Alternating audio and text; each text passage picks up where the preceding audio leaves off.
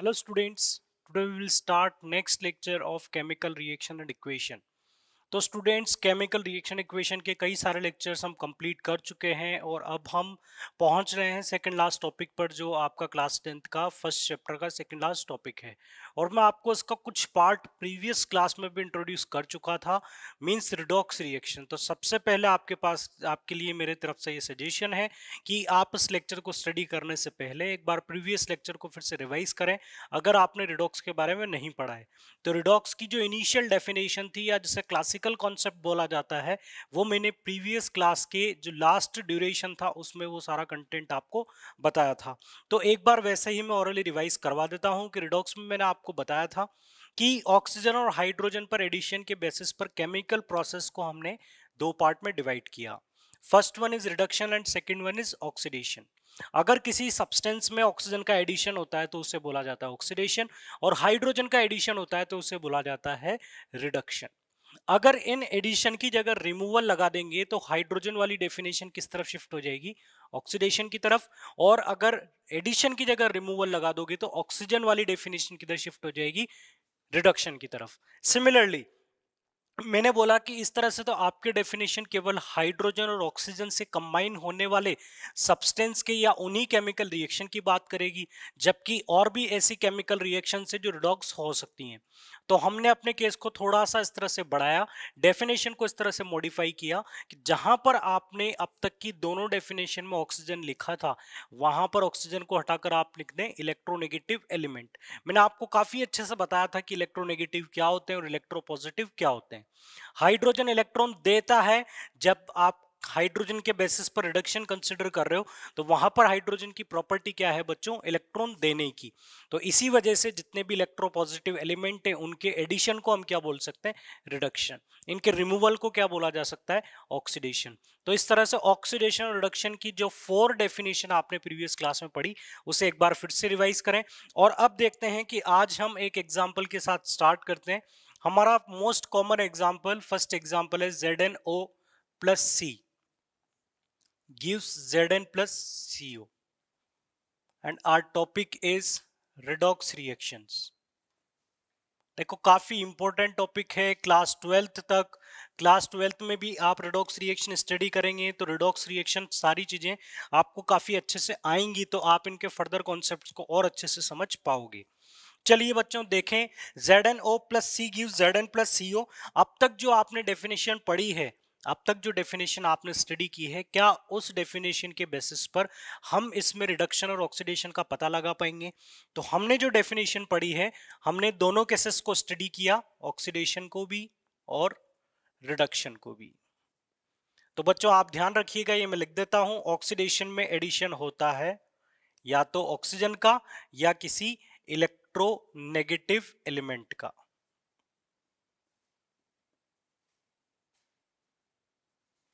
Similarly reduction में addition होता है हाइड्रोजन का या किसी इलेक्ट्रोपॉजिटिव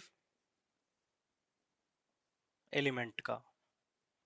और अगर इस एडिशन को आप किससे रिप्लेस कर दे? रिमूवल से, तो वो सारा पार्ट इस तरफ शिफ्ट हो जाएगा। और इस एडिशन को आप रिमूवल से रिप्लेस कर दोगे तो ये जो दोनों डेफिनेशन है वो किस तरफ शिफ्ट हो जाएंगी? रिडक्शन की तरफ। ये मैंने आपको बताया था। चलिए अब हम इसी एग्जांपल में इन केसेस के बेसिस पर पता करते हैं रिडक्शन और ऑक्सीडेशन पार्ट को। तो बच्चों इस एग्जांपल को ध्यान से देखिएगा। जैसे मैं यहां लिख देता हूं ZnO plus C gives Zn plus CO। CO बच्चों यहां पर कार्बन मोनोऑक्साइड होगा, और ये ZnO यहां पर जिंक ऑक्साइड और कार्बन, और आपको प्रोडक्ट में मिलता है जिंक प्लस कार्बन मोनोऑक्साइड। तो मैं आपको एडिशनल इंफॉर्मेशन बता देता हूं कि इस केमिकल रिएक्शन में कार्बन बहुत अच्छे से काम कर रहा है, मींस कार्बन का काम है जिंक ऑक्साइड को जिंक बनाना। तो आप जब बाद में स्टडी करोगे मेटल बनाने की स्टेप्स को, तो वहां पर आपको बताया जाएगा कि कार्बन एक इतना अच्छा एलिमेंट होता है कि मेटल के ऑक्साइड को मेटल बनाने में मदद करता है। मान लो मुझे जिंक एक्सट्रैक्ट करना है, बट जिंक मुझे जिंक ऑक्साइड की फॉर्म में मिलता है, तो उससे जिंक निकालने के लिए कार्बन बहुत अच्छा एग्जाम्पल हो सकता है। चलिए ये थी इंफॉर्मेशन। अब आगे बात करते हैं कि मैं ZnO को जिंक से कंपेयर करता हूं बच्चों। ZnO को आप जिंक से कंपेयर करो, क्या आपको कोई डिफरेंस नजर आ रहा है? इस तरफ भी जिंक है, इस तरफ भी जिंक है। बट इस तरफ जिंक के साथ ऑक्सीजन है, इस तरफ कोई ऑक्सीजन नहीं है। तो अब आप देखिए कि इस प्रोसेस में आपकी कौन सी डेफिनेशन यहां पर लग रही है। मींस इस प्रोसेस में रिमूवल हुआ है किसका, ऑक्सीजन का। और अगर ऑक्सीजन का रिमूवल होगा, मींस ऑक्सीजन का अगर रिमूवल होगा तो आपकी डेफिनेशन किस तरफ होगी, रिडक्शन की तरफ। अगर रिमूवल होगा ऑक्सीजन का तो इसे क्या बोला जाएगा बच्चों, reduction. Removal of oxygen is reduction and removal of electronegative is also known as reduction. और इनमें अगर रिमूवल लगा दोगे तो ये दोनों पार्ट किस तरफ शिफ्ट हो जाएंगे, उस तरफ। तो बच्चों ऑक्सीजन का रिमूवल हुआ तो इस पर्टिकुलर पार्ट को मैं क्या बोल सकता हूं, रिडक्शन। सिमिलरली अब आप चेक करें, कंपैरिजन करें कार्बन को कार्बन मोनोऑक्साइड से। कार्बन को कार्बन मोनोऑक्साइड से कंपेयर करेंगे तो इस तरफ कार्बन आपको अकेला नजर आ रहा है और इस तरफ कार्बन के पास आपको क्या नजर आ रहा है, ऑक्सीजन। मींस कार्बन ने किसे एक्सेप्ट कर लिया बच्चों, ऑक्सीजन को। तो हम बोल सकते हैं कि ये स्टेप किसे इंडिकेट करती है, एडिशन ऑफ ऑक्सीजन को। और एडिशन ऑफ ऑक्सीजन को क्या बोला जाता है, oxidation. Addition of oxygen is known as oxidation. तो हम इसे क्या बोल सकते हैं, ऑक्सीडेशन। क्लियर। तो हमारा एग्जाम के लिए जो मोस्ट कॉमन क्वेश्चन पूछा जाता है वो प्रिपेयर हो चुका है। एग्जाम में आपसे पूछा जाता है that which substance is oxidise in this chemical reaction, तो आपका आंसर क्या होगा, carbon. And which substance is reducing in this chemical reaction, तब आपका आंसर क्या होगा, जिंक ऑक्साइड, ZnO। तो ZnO यहां पर रिड्यूस्ड हुआ है और यहां पर कार्बन यहां पर ऑक्सीडाइज हुआ है। क्लियर। तो और जो कॉमन एग्जांपल्स है जो हमने प्रीवियस क्लास में स्टडी किए तो उसे भी एक बार फिर से देख लें। NaCl से इलेक्ट्रिसिटी पास करते हैं तो प्रोडक्ट में आपको मिलता है सोडियम प्लस क्लोरीन। तो इस पर्टिकुलर केमिकल रिएक्शन में देखें आप, NaCl जो है ये सोडियम में कन्वर्ट हुआ और NaCl ही क्लोरीन में कन्वर्ट हुआ। तो आप देखो कि NaCl का जब आप सोडियम से कंपैरिजन करते हैं, जब आप इन दोनों को देखेंगे तो यहां पर इसके साथ क्लोरीन है बट यहां पर सोडियम अकेला है। तो यहां पर क्या हुआ बच्चों, इस स्टेप में हुआ है रिमूवल ऑफ क्लोरीन। अब क्लोरीन के रिमूवल से क्या इफेक्ट आएगा, हमने तो ऑक्सीजन और हाइड्रोजन पढ़े। तो बच्चों आपने ये भी पढ़ा था इलेक्ट्रोनेगेटिव एलिमेंट। तो क्लोरीन क्या होता है बच्चों, इलेक्ट्रोनेगेटिव एलिमेंट होता है। मैं आपको बता चुका था कि नॉन मेटल्स जनरली इलेक्ट्रोनेगेटिव की तरह होंगी। तो जनरली जब नॉन मेटल अगर रिमूव होगी तो उसे आप रिमूवल ऑफ इलेक्ट्रोनेगेटिव बोलोगे, और जब यहां पर रिमूवल आ जाएगा तो ये किसकी डेफिनेशन बन जाएगी, रिडक्शन की। तो बच्चों ये है इलेक्ट्रोनेगेटिव, इसलिए यहां पर ये डेफिनेशन होगी रिडक्शन की। अब आप सेकंड डेफिनेशन में देख सकते हैं, इधर NaCl था, यहां पर क्लोरीन है, मतलब सोडियम अलग हो चुका है। अगर मैं इस पाथ की बात करता हूं तो इस पाथ में किसका रिमूवल हुआ, सोडियम का।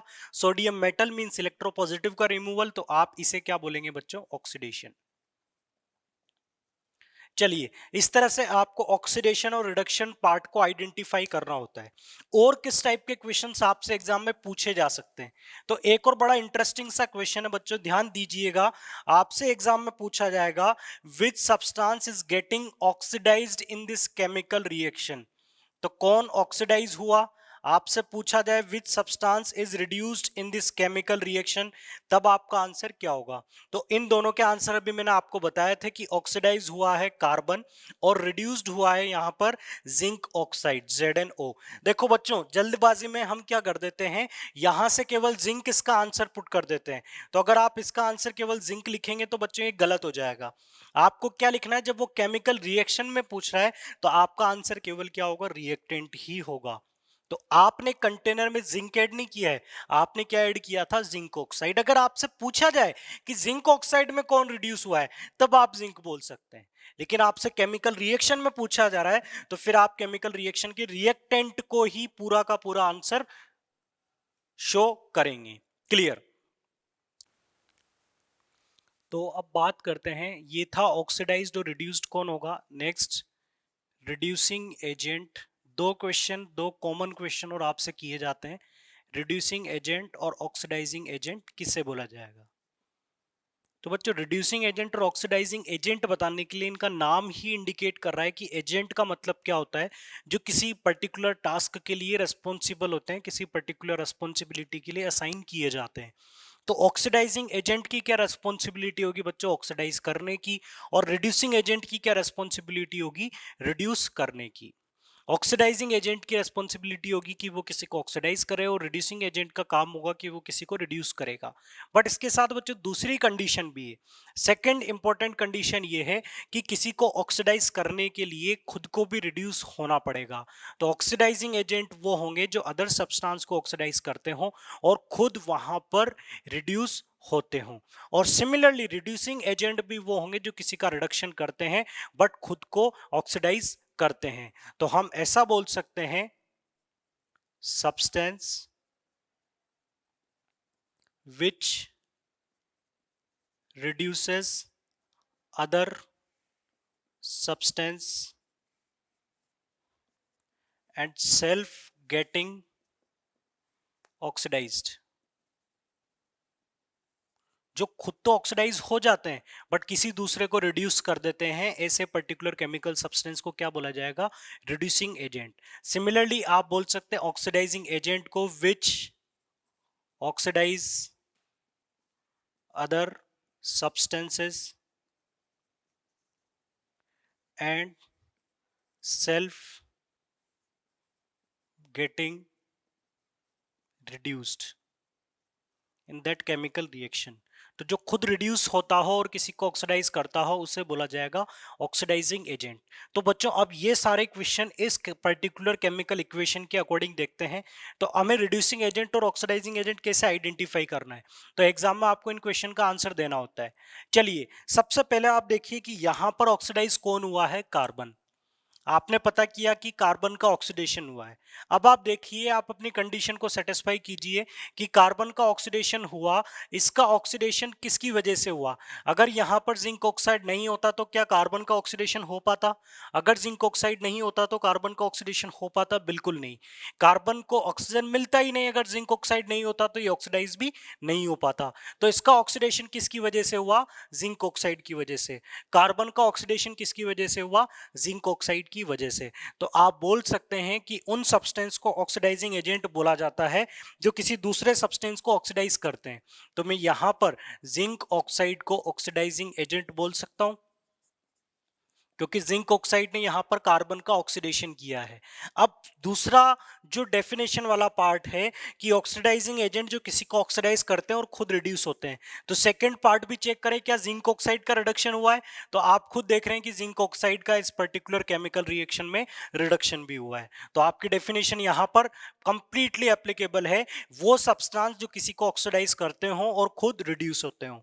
अब चलिए बात करते हैं जिंक ऑक्साइड की। जिंक ऑक्साइड का यहां पर रिडक्शन हुआ, इसका रिडक्शन कैसे हुआ कि इससे ऑक्सीजन निकल गई। अगर कार्बन नहीं होता तो क्या इसकी ऑक्सीजन निकल पाती, मींस जिंक ऑक्साइड का रिडक्शन तो हुआ है बट उस रिडक्शन के लिए जो रेस्पॉन्सिबल एजेंट है वो कौन है, कार्बन। तो आप यहां पर कार्बन को क्या बोल सकते हैं बच्चों, कार्बन को आप यहां पर बोल सकते हैं रिड्यूसिंग एजेंट।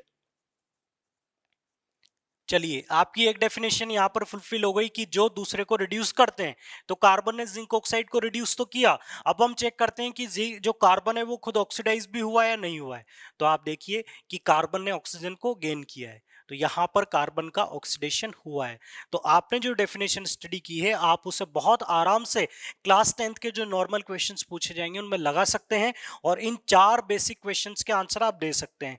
तो ये जो चारों क्वेश्चन है बच्चों, इसमें दूसरी इंपॉर्टेंट इंफॉर्मेशन ये है कि एग्जाम में जब आपसे क्वेश्चन पूछा जाता है which of the chemical substance is oxidise और reduced in this chemical reaction, तो आपको जो आंसर्स देने होते हैं वो केवल रिएक्टेंट को ही आप अपना आंसर में रखोगे। कभी भी आप अपना आंसर ये मत देना कि यहां पर जिंक रिड्यूस हुआ है या फिर यहां पर कार्बन मोनोऑक्साइड ऑक्सीडाइज हुआ है। अगर आपको अपना आंसर देना है, ये जो 4 क्वेश्चन है फिर से एक बार मैं लिख देता हूं। आपसे पूछा जाएगा which is getting oxidised and which is getting reduced and reducing agent and oxidising agent. तो बच्चों ये जो 4 क्वेश्चन है इनके आंसर आपको केवल कहां से देने हैं, किसी पर्टिकुलर केमिकल रिएक्शन के लिए बात की जाए तो इन अ केमिकल रिएक्शन आपको इनके आंसर कहां से सेलेक्ट करने, फ्रॉम रिएक्टेंट साइड ओनली। कभी आप प्रोडक्ट के कोई सब्सटेंस को इनका आंसर पुट कर देंगे तो गलत हो जाएगा। तो प्रोडक्ट आपको उठाना नहीं है, केवल रिएक्टेंट उठाना है, और रिएक्टेंट भी जैसा का जैसा फॉर्मूला है वैसा ही। ऐसा नहीं कि आप जिंक ऑक्साइड का जिंक लिख दें। अगर रिडक्शन जिंक ऑक्साइड का हुआ है तो रिड्यूस्ड में आपको क्या लिखना पड़ेगा, जिंक ऑक्साइड। ऑक्सीडेशन कार्बन का हुआ है तो आपको यहां पर क्या लिखना पड़ेगा, कार्बन। कॉफिशिएंट को नहीं लिखना है, कॉफिशिएंट को स्किप कर सकते हैं, but formula as it is आपको लिखना है। रिड्यूसिंग एजेंट जो ऑक्सीडाइज होते हैं तो कार्बन रिड्यूसिंग एजेंट होगा, और ऑक्सीडाइजिंग एजेंट यहां पर कौन होगा, ZnO, जिंक ऑक्साइड। तो बच्चे 4 क्वेश्चंस थे और जिनके आंसर आपको केवल कहां पर मिलेंगे, रिएक्टेंट साइड में मिलेंगे। तो ये क्लासिकल कॉन्सेप्ट था और उस पर बेस्ड ये सिंपल से क्वेश्चन थे। अब हम बात करते हैं मॉडर्न कॉन्सेप्ट की।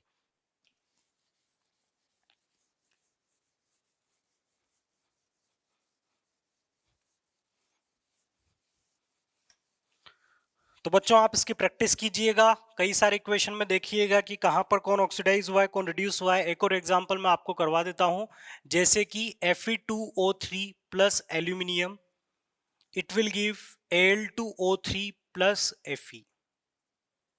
क्लियर। एक इक्वेशन हमने लिखी, अब हमें यहां पर देखना है कि कौन ऑक्सीडाइज हुआ है, कौन रिड्यूस हुआ है। ये वैसा ही एग्जांपल मैंने आपको दिया जैसा अभी थोड़ी देर पहले मैंने आपसे पूछा था। तो जो एग्जांपल अभी हमने डिस्कस किया था उसी टाइप का ये एग्जांपल है। इसमें भी ऑक्सीजन ही कहीं से रिमूव हुआ है और कहीं पर ऑक्सीजन का ही एडिशन हुआ है। तो आप देखें Fe2O3 को अगर आयरन से कंपेयर करते हैं तो ये रिमूवल ऑफ ऑक्सीजन का केस है, तो इस वाले पार्ट को आप क्या बोल सकते हैं, रिडक्शन पार्ट बोल सकते हैं। और एल्यूमिनियम में ऑक्सीजन का एडिशन हुआ है तो इस पार्ट को आप ऑक्सीडेशन पार्ट कंसीडर कर सकते हैं। अब रिमेनिंग क्वेश्चंस के आंसर की यहां पर ऑक्सीडाइजिंग एजेंट कौन होगा, तो जिसका रिडक्शन हुआ है बच्चों वो ऑक्सीडाइजिंग एजेंट है, और जिसका ऑक्सीडेशन हुआ है बच्चों वो रिड्यूसिंग एजेंट है। तो ये आपने अपने क्वेश्चंस के आंसर दिए।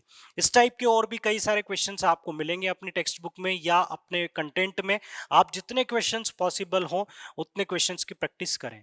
इसके बाद हम बात करते हैं एक कॉमन सी इक्वेशन की,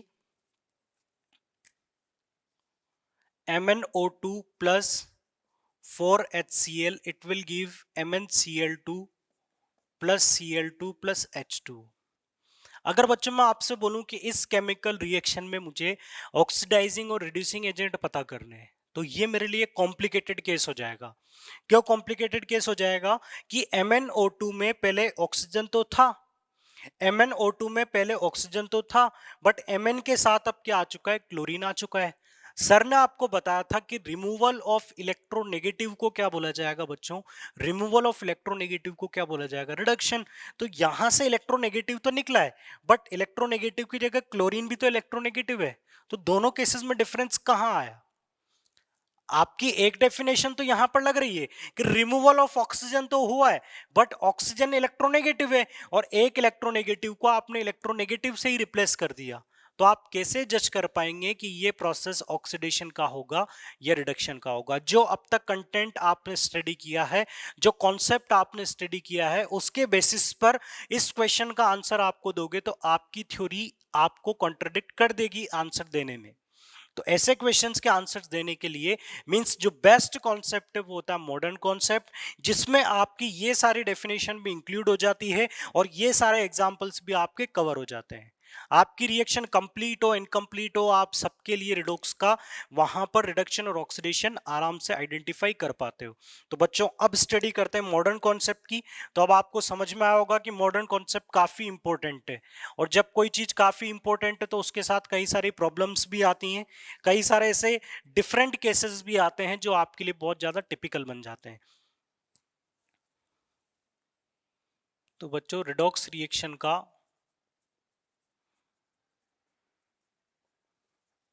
modern concept of redox,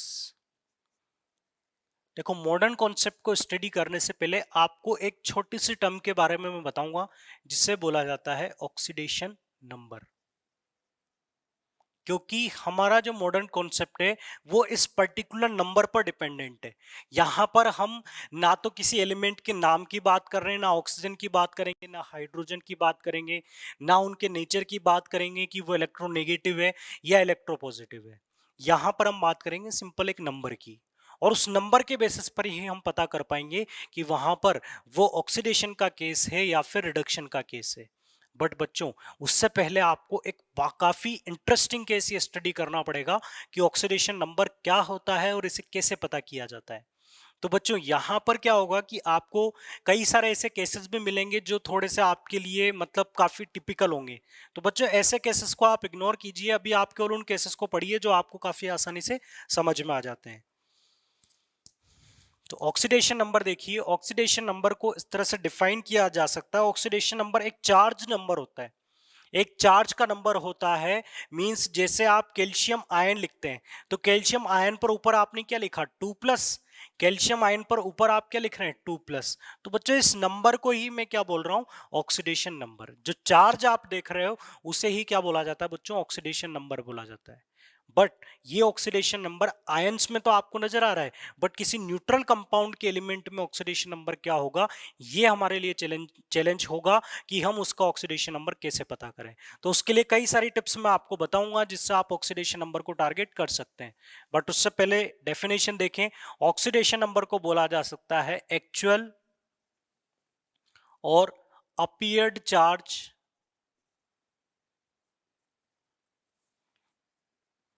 present on an element, on an atom of an element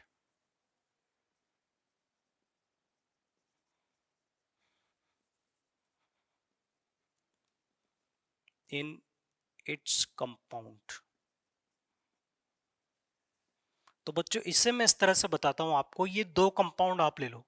एक मैंने ले लिया NaCl सोडियम क्लोराइड और दूसरा मैंने ले लिया HCl हाइड्रोजन क्लोराइड, ठीक है, हाइड्रोक्लोरिक एसिड।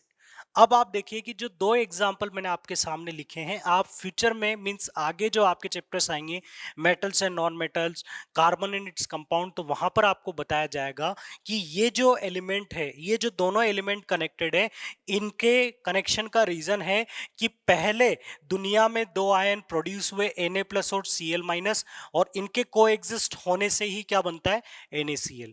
मतलब मैं आपको सिंपली ये बता देता हूं कि NaCl के कंस्टिट्यूएंट होते हैं Na+ और Cl-। तो अब आप देख पा रहे हैं कि Na+ पर कितना एक्चुअल चार्ज है, +1, और Cl- पर कितना एक्चुअल चार्ज है, -1। तो इसे ही क्या बोला जाएगा बच्चों, oxidation number of sodium and chlorine in sodium chloride. Definition को ध्यान से समझिएगा कि ऑक्सीडेशन नंबर उस नंबर को बोला जाता है जो एटम पर होगा, बट किस कंडीशन में, उसके कंपाउंड में। तो जब कोई एलिमेंट कंबाइन होकर कंपाउंड बनाता है तो उसके एटम पर डेफिनेटली आप कोई ना कोई चार्ज डिफाइन कर सकते हो, और उस चार्ज को या उस नंबर को क्या बोला जाएगा बच्चों, ऑक्सीडेशन नंबर बोला जाएगा। तो सोडियम और क्लोरीन जब कंबाइन हुए तो ये किन आयंस की फॉर्म में कंबाइन हुए थे, Na+ और Cl- की फॉर्म में। इसे क्या बोला जाता है बच्चों, एक्चुअल चार्ज। इसे क्या बोला जाता है, एक्चुअल चार्ज। सिमिलरली आप जब फर्दर स्टडी करेंगे तो आपको पता चलेगा कि हाइड्रोजन और क्लोरीन में बॉन्डिंग की वजह होती है कि इनके बीच में इलेक्ट्रॉन्स की शेयरिंग होती है। बाद में स्टडी करेंगे, अभी आप ज्यादा ध्यान मत दीजिएगा अदरवाइज कंफ्यूजन बढ़ जाएगा। तो हाइड्रोजन और क्लोरीन किस तरह से कंबाइन होते हैं, इलेक्ट्रॉन शेयरिंग की वजह से। तो यहाँ ये जो दो इलेक्ट्रॉन आपको नजर आ रहे हैं, इसमें एक क्लोरीन का है और एक हाइड्रोजन का है। बड़ा सिंपल सा कॉन्सेप्ट है। मतलब आप ये मान लीजिए कि इनके बीच में दो इलेक्ट्रॉन रखे हुए हैं, दो एटम है, एक हाइड्रोजन क्लोरीन, और इनके बीच में दो इलेक्ट्रॉन रखे हुए हैं। इतना समझिए, आपको बॉन्डिंग वगैरह किसी भी कॉन्सेप्ट पर मत जाइए। तो दो एटम है जिनके बीच में दो इलेक्ट्रॉन रखे हुए हैं, ये दोनों एटम इन दोनों इलेक्ट्रॉन को अपनी ओर खींच रहे हैं, जिनमें से एक इलेक्ट्रॉन खुद का है बट दूसरा इलेक्ट्रॉन दूसरे एटम का है। एक खुद का है और दूसरा इलेक्ट्रॉन दूसरे एटम का है। अब इन दोनों एटम को, दोनों इलेक्ट्रॉन्स को दोनों एटम अपनी ओर अट्रैक्ट करेंगे, तो जो ज्यादा अट्रैक्ट करेगा ये इलेक्ट्रॉन उसके पास में होंगे, और जिसकी अट्रैक्शन पावर कम होगी उससे दूर चले जाएंगे। तो बच्चों यहां पर ये क्लोरीन इन इलेक्ट्रॉन्स को ज्यादा अट्रैक्ट करता है और हाइड्रोजन का जो अट्रैक्शन है वो थोड़ा वीक होता है। तो ये जो दोनों इलेक्ट्रॉन है किसके पास शिफ्ट हो जाएंगे, क्लोरीन के पास, और हाइड्रोजन से थोड़े दूर हो जाएंगे। तो हाइड्रोजन के साथ क्या दिक्कत हो गई कि हाइड्रोजन का खुद का इलेक्ट्रॉन इससे दूर चला गया। हाइड्रोजन का खुद का इलेक्ट्रॉन हाइड्रोजन से दूर चला गया, जबकि क्लोरीन के पास खुद का तो है बट हाइड्रोजन का भी इसके पास आ गया। तो हम ऐसा अजम्पशन लेकर चल सकते हैं, हम ऐसा मानकर चल सकते हैं कि इसके पास एक इलेक्ट्रॉन का पार्शियल एक्सेस आ चुका है, इसलिए आप इस पर यहां पर कंसिडर कर लेते हैं -1 चार्ज, और इससे इसका इलेक्ट्रॉन थोड़ा दूर जा चुका है, और इलेक्ट्रॉन जाने से कौन सा चार्ज जनरेट होता है बच्चों? पॉजिटिव, और इलेक्ट्रॉन आने से कौन सा चार्ज जनरेट होता है? नेगेटिव। ये आप क्लास 9th में स्टडी कर चुके हो। तो हाइड्रोजन से इलेक्ट्रॉन दूर गया तो आपने इस पर कैसा चार्ज कंसिडर कर लिया? +1। मैंने दो एग्जाम्पल इसलिए लिए ताकि मैं आपको एक्चुअल और अपीयर्ड चार्ज में डिफरेंस बता सकूं। तो बच्चों ये थे एक्चुअल चार्ज, और ये H और Cl पर जो अपीयर हो सकते हैं, मींस जो आपने अज्यूम किए हैं इलेक्ट्रॉन की पोजीशन के बेसिस पर, उसे हमने क्या बोल दिया? ऑक्सीडेशन नंबर बोल दिया। मींस हाइड्रोजन क्लोराइड में HCl में कंस्टिट्यूएंट में H+Cl- नहीं था, जबकि NaCl के कंस्टिट्यूएंट में क्या था? Na+Cl-। तो इनमें जो आपने ऑक्सीडेशन नंबर लिया है वो इनका एक्चुअल चार्ज है, बट यहां पर जो आपने ऑक्सीडेशन नंबर लिए हैं वो अपीयर्ड चार्ज है। और बच्चों दूसरा एक कॉमन इंफॉर्मेशन आपके साथ शेयर कर दूं कि इन इलेक्ट्रॉन्स को अपनी ओर अट्रैक्ट करने की एबिलिटी को क्या बोला जाता है? इलेक्ट्रोनेगेटिविटी। इस टेंडेंसी को क्या बोला जाता है? इलेक्ट्रोनेगेटिविटी। और ये इलेक्ट्रोनेगेटिविटी क्लोरीन की ज्यादा थी, हाइड्रोजन की कम थी। तो ये इलेक्ट्रोनेगेटिविटी यहां पर क्लोरीन की ज्यादा थी, हाइड्रोजन की कम थी। तो बच्चों इलेक्ट्रोनेगेटिविटी डिफरेंस के बेसिस पर हमने यहां पर क्या कंसिडर कर लिया? चार्ज को कंसिडर कर लिया, और उससे ही हम क्या कंसिडर कर रहे हैं? ऑक्सीडेशन नंबर कंसिडर कर रहे हैं। चलिए, हमें इस थ्योरी से कोई मतलब नहीं है, हमें केवल ऑक्सीडेशन नंबर क्या होता है ये पता चल चुका है, और हमें इसे कैसे डिटरमाइन करना है वो पार्ट हमें पता करना है। तो अब हम नेक्स्ट पार्ट की तरफ मूव करते हैं। ऑक्सीडेशन नंबर हम कैसे डिटरमाइन करेंगे? किसी कंपाउंड में।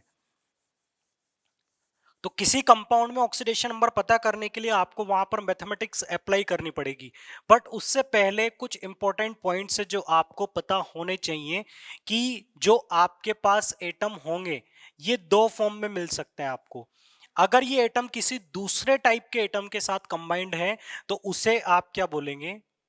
एटम कंबाइन होकर क्या बनाते हैं? मॉलिक्यूल। एटम की ग्रुपिंग से क्या बनता है? मॉलिक्यूल। बट मॉलिक्यूल की ग्रुपिंग कैसी होती है? एक कंपाउंड टाइप की। और एक ग्रुपिंग कैसी होती है? एलिमेंटल टाइप की।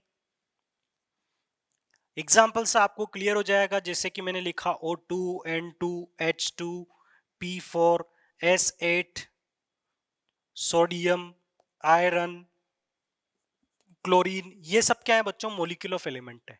तो अब आपको इनके एग्जाम्पल से क्लियर हुआ कि मॉलिक्यूल ऑफ एलिमेंट उसे बोला जाता है जिसमें सेम टाइप के एटम होते हैं।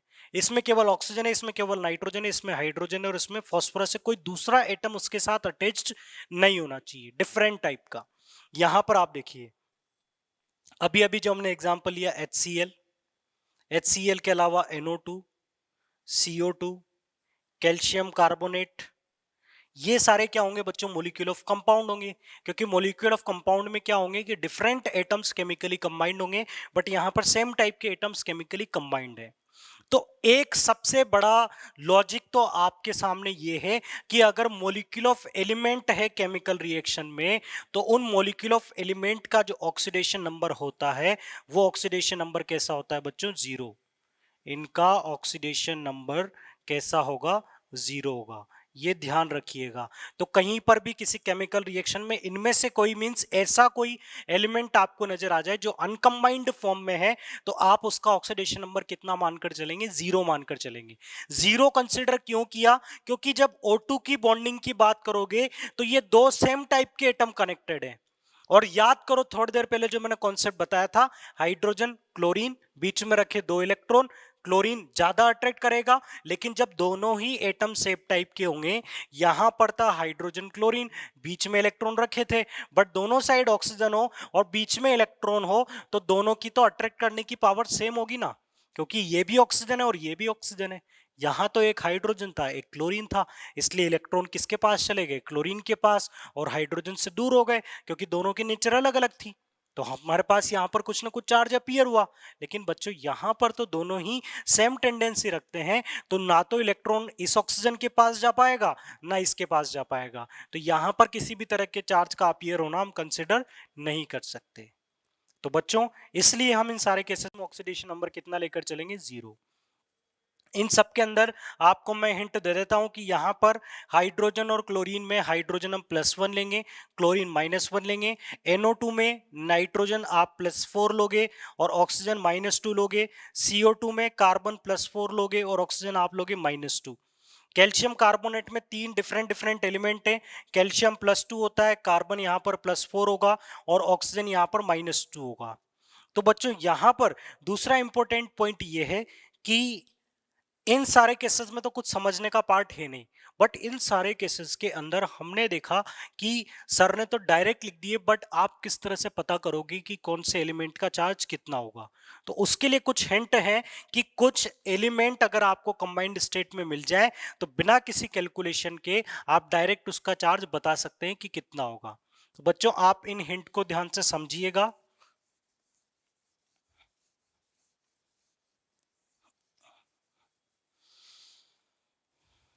तो बच्चों इस केस का फर्स्ट पॉइंट होगा, जो फ्लोरीन एटम होता है always shows oxidation state -1। Fluorine अगर आपको कहीं भी कंबाइंड स्टेट में मिल जाए, अगर अकेला है तब तो 0 है, अगर अनकंबाइंड स्टेट है मींस एलिमेंटल फॉर्म है तो उसमें तो फ्लोरीन का चार्ज कितना होगा 0। बट अगर फ्लोरीन किसी के साथ भी कंबाइंड होगा तो वहां पर फ्लोरीन का ऑक्सीडेशन नंबर कितना होगा, -1 होगा। इसके अलावा कोई दूसरी पॉसिबिलिटी फ्लोरीन के लिए नहीं है। इस पॉइंट को ध्यान रखिएगा। इसके बाद सेकेंड इंपॉर्टेंट पॉइंट ये है कि एल्कली मेटल्स जो होती हैं, एल्कली मेटल्स बच्चों याद रखिएगा फर्स्ट ग्रुप के जो एलिमेंट हैं पीरियोडिक टेबल में, और वो आप याद रखिए हमेशा काम में आते हैं। लिथियम, सोडियम, पोटेशियम, रुबिडियम, ये हमेशा कौन सी ऑक्सीजन स्टेट शो करेंगे, +1। अगर ये कहीं भी अटैच्ड है तो आपको इनका चार्ज कितना कंसिडर कर लेना है, +1। कहीं पर अटैच्ड है तो आप इनका चार्ज कितना कंसिडर कर लेंगे, +1। थर्ड पॉइंट है alkaline earth metal, alkaline earth metals, और एल्कलाइन अर्थ मेटल्स होते हैं बच्चों second group element. Second group में आपको मिलता है बेरिलियम, मैग्नीशियम, कैल्शियम, स्ट्रोंशियम। आपको इनका ऑक्सीडेशन नंबर कितना लेना है, हमेशा +2।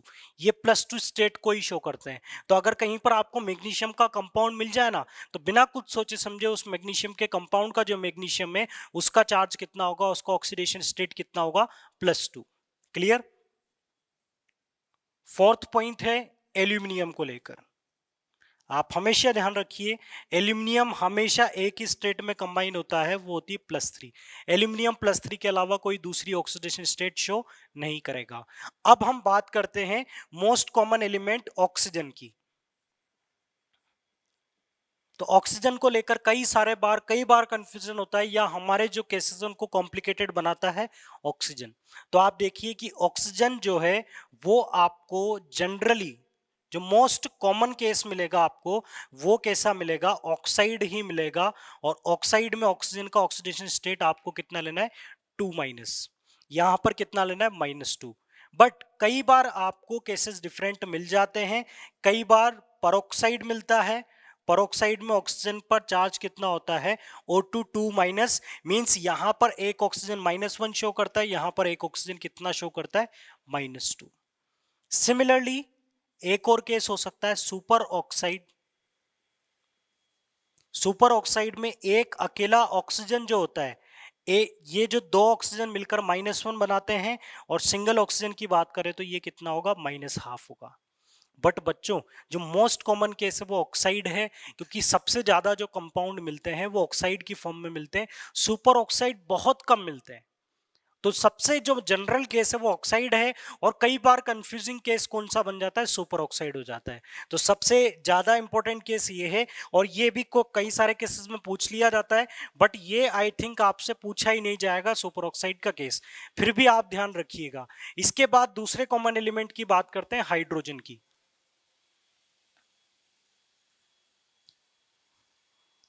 तो 6 पॉइंट है हाइड्रोजन को लेकर। हाइड्रोजन दो फॉर्म में मिल सकता है, ये कंबाइन हो सकता है नॉन मेटल के साथ, और हाइड्रोजन कंबाइंड हो सकता है मेटल के साथ। तो बच्चों अगर हाइड्रोजन नॉन मेटल के साथ कंबाइंड है तो यहां पर इसका ऑक्सीडेशन स्टेट आप कितना लोगे +1 और इस केस में कितना लोगे -1। बट ये ध्यान रखिएगा यही मोस्ट कॉमन है, इसी पर सबसे ज्यादा क्वेश्चन पूछे जाएंगे। तो हाइड्रोजन अगर नॉन मेटल के साथ कंबाइंड है तो वहां पर हाइड्रोजन क्या होगा +1 और मेटल के साथ कंबाइंड है तो वहां पर हाइड्रोजन क्या होगा -1। एग्जाम्पल भी मैं आपको बता देता हूं, आप लिख लीजिए NH3 और NaH, सोडियम हाइड्राइड और अमोनिया। तो यहां पर जो हाइड्रोजन है कौन सा है बेटा +1 स्टेट में और ये कौन सा होगा बच्चों -1 स्टेट में। क्लियर। तो ये थे कि किसी कंपाउंड में किसी एक एलिमेंट का ऑक्सीजन स्टेट हम कैसे पता करें। दूसरा इंपॉर्टेंट हिंट ये है कि अगर क्लोरीन, ब्रोमीन, आयोडीन ये डायरेक्टली किस फॉर्म में कंबाइंड हो, इसे वहां पर नाम दिया जा रहा हो क्लोराइड का, इसे नाम दिया जा रहा हो ब्रोमाइड का और इसे नाम दिया जा रहा हो आयोडाइड का। ये नाम का बड़ा इंपॉर्टेंट रोल है। अगर आप क्लोरीन को क्लोराइड बोल रहे हो, ब्रोमीन को ब्रोमाइड बोल रहे हो, आयोडीन को आयोडाइड बोल रहे हो, तो उस केस में आप इनका चार्ज कितना कंसिडर कर सकते हो -1। सिमिलरली सल्फर को अगर सल्फाइड बोल रहे हो तो फिर वहां पर सल्फर का चार्ज आप कितना ले सकते हो -2। बट ये मोस्ट कॉमन केसेस है जिन्हें ध्यान रखिएगा, जिनसे आप अपने क्वेश्चंस को सॉल्व कर सकते हैं। चलिए अब हम ऑक्सीडेशन नंबर की प्रैक्टिस करते हैं। कई सारे ऐसे एग्जांपल्स लेंगे जिनमें आपको ऑक्सीडेशन नंबर डिटरमाइन करना है।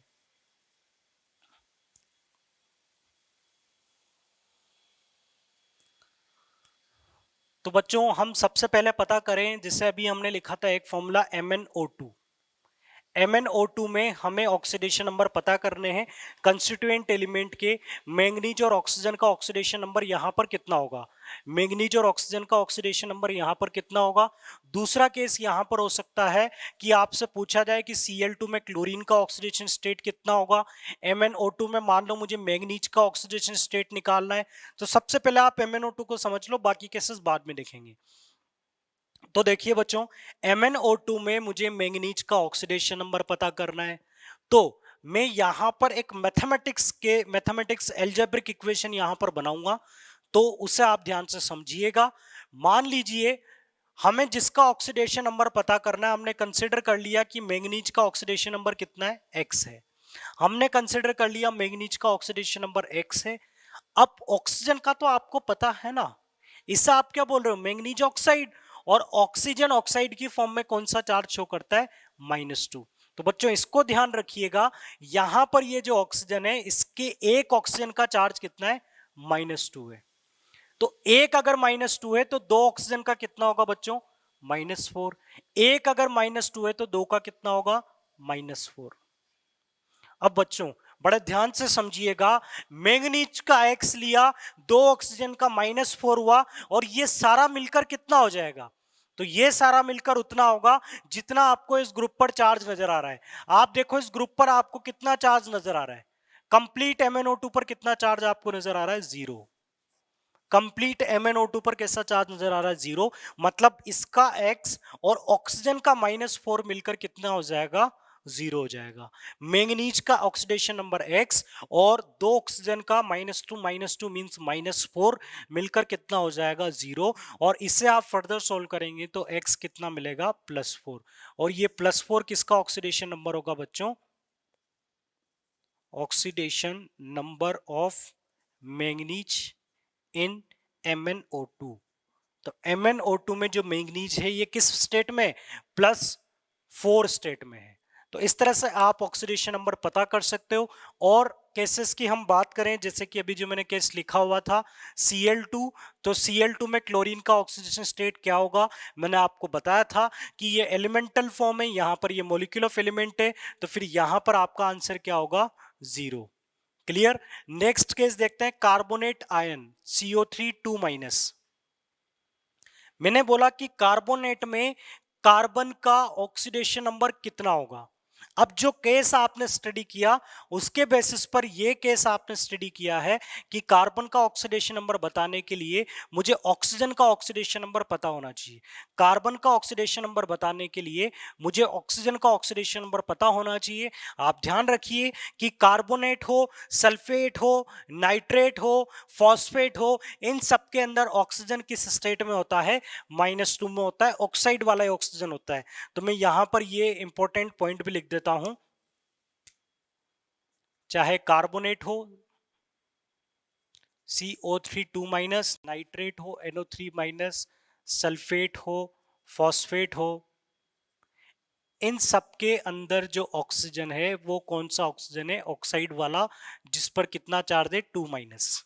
क्लियर? तो अब आपके पास जब भी ऐसा कोई केस आएगा जिसमें CO3 हो, SO4 हो या PO4 हो, तो आपको बिल्कुल कुछ सोचना नहीं, ऑक्सीजन का चार्ज कितना लेना है? -2।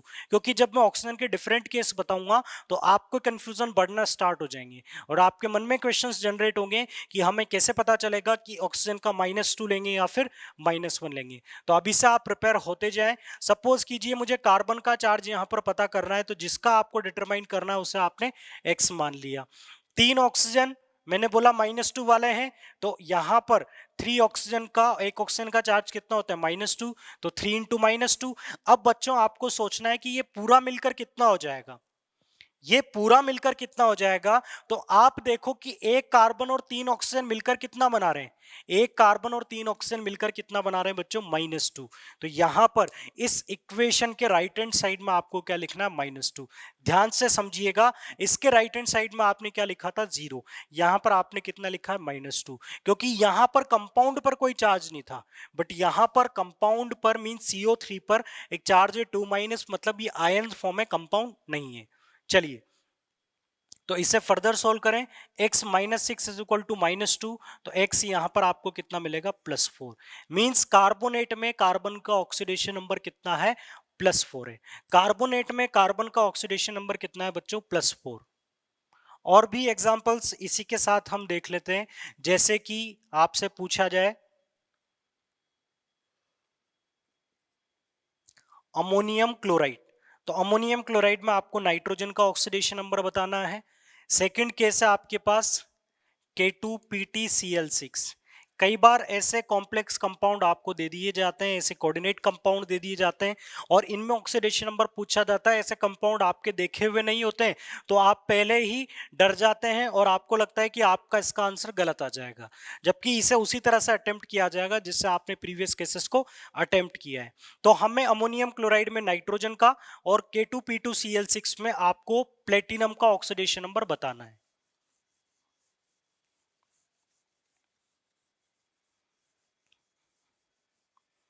तो सबसे पहले बात करते हैं अमोनियम क्लोराइड की। अमोनियम क्लोराइड में आपको नाइट्रोजन का ऑक्सीडेशन नंबर पता करना है, तो कंडीशन क्या है कि नाइट्रोजन को x मान लो बट बाकी सब आपको पता हो। नाइट्रोजन को x मान लो, बाकी सब आपको पता हो, तो नाइट्रोजन को x कंसिडर किया, तो हाइड्रोजन का कितना लें? 4 into charge of single hydrogen. Hydrogen का कितना लें? एक हाइड्रोजन अगर नॉन मेटल के साथ अटैच्ड है, नॉन मेटल के साथ अटैच्ड है तो उसका चार्ज आप कितना लो? +1। तो 4 हाइड्रोजन अकॉर्डिंग टू +1। और एक क्लोरीन का चार्ज कितना लें? एक क्लोरीन अगर क्लोराइड की फॉर्म में तो उसका चार्ज आप कितना ले सकते हैं? -1। तो यहां पर क्लोरीन का चार्ज कितना होगा? -1। तो अब आप इस पूरे पार्ट को इक्वल कर सकते हैं 0, क्योंकि पूरे ग्रुप पर कोई चार्ज नहीं है। इसे फर्दर सॉल्व करेंगे तो x + 4 - 1 is equal to 0, x + 3 is equal to 0, then you will get x is equal to -3। तो अमोनियम क्लोराइड में जो नाइट्रोजन का चार्ज है वो कितना है बच्चों? -3 है। इस तरह से आप इससे क्वेश्चन का आंसर दे सकते हैं। नेक्स्ट हम बात करते हैं K2PtCl6 की।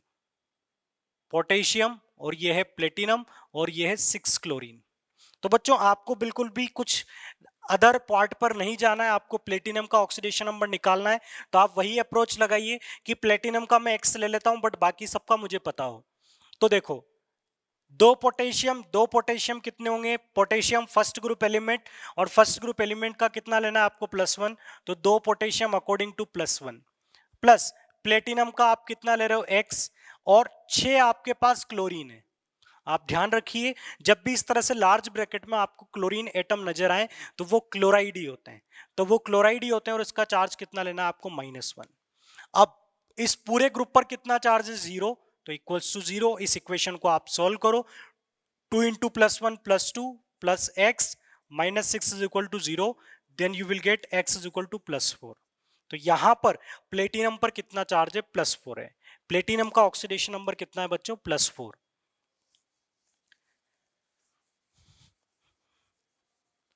नेक्स्ट इंपॉर्टेंट केस, आपको ऑक्सीडेशन नंबर पता करना है HClO4 में क्लोरीन का, H2SO4 में सल्फर का।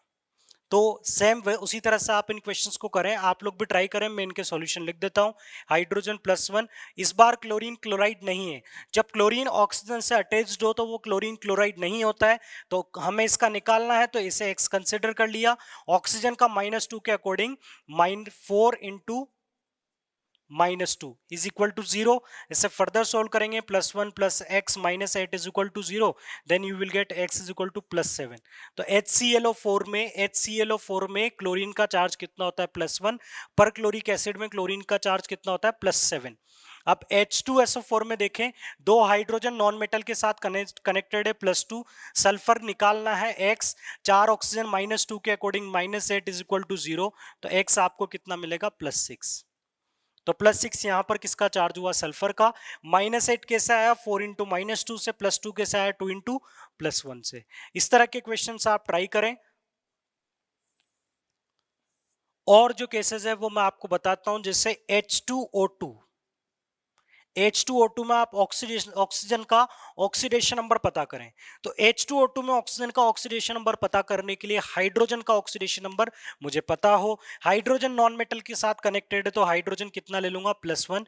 तो 2 हाइड्रोजन कितना हो जाएगा? +2। एक हाइड्रोजन +1, 2 हाइड्रोजन कितना हो जाएगा? +2। ऑक्सीजन का अगर आप x कंसिडर कर रहे हो, तो 2 ऑक्सीजन का कितना हो जाएगा? 2x। एक ऑक्सीजन का चार्ज अगर x है, तो 2 ऑक्सीजन एटम का कितना होगा? 2x, and it should be equal to 0, क्योंकि H2O2 मिलकर कितना चार्ज प्रोड्यूस कर रहा है? 0। तो अब आप इस इक्वेशन को सॉल्व करेंगे तो x की वैल्यू कितनी आ जाएगी? -1। और मींस एक ऑक्सीजन का चार्ज कितना आ रहा है? -1। और ये कब हो सकता है? जब वो पेरोक्साइड हो। मींस ये जो केस आपके सामने है, ये कौन सा केस है? हाइड्रोजन पेरोक्साइड का केस है, H2O2 का। तो यहां पर हम जल्दबाजी नहीं कर सकते। यहां पर मिस्टेक ये होती है कि हम जनरली ऑक्सीजन का -2 लेते हैं, तो यहां पर भी -2 ले लेते हैं और हमारा आंसर गलत हो जाता है। तो H2O2 में जो ऑक्सीजन है वो -1 है, ऑक्साइड की फॉर्म में जो ऑक्सीजन होता है, और वही जनरली आपसे पूछा जाता है जो -2 होता है। बट कई बार पेरोक्साइड भी होते हैं, तो आपको इनके लिए भी प्रिपेयर रहना है। चलिए, ये ऑक्सीडेशन नंबर हमने स्टडी किया, इसके कुछ एग्जांपल्स हमने स्टडी किए, और भी ऐसे एग्जांपल्स की आप प्रैक्टिस करें। फिर नेक्स्ट क्लास में हम ऑक्सीडेशन नंबर के थोड़े से टिपिकल केसेस की बात करेंगे या एक्सेप्शनल केसेस की बात करेंगे, और उसके साथ मॉडर्न कॉन्सेप्ट में हम ऑक्सीडेशन नंबर की मदद से रिडक्शन और ऑक्सीडेशन को डिफाइन करेंगे। So students, thank you for watching this lecture.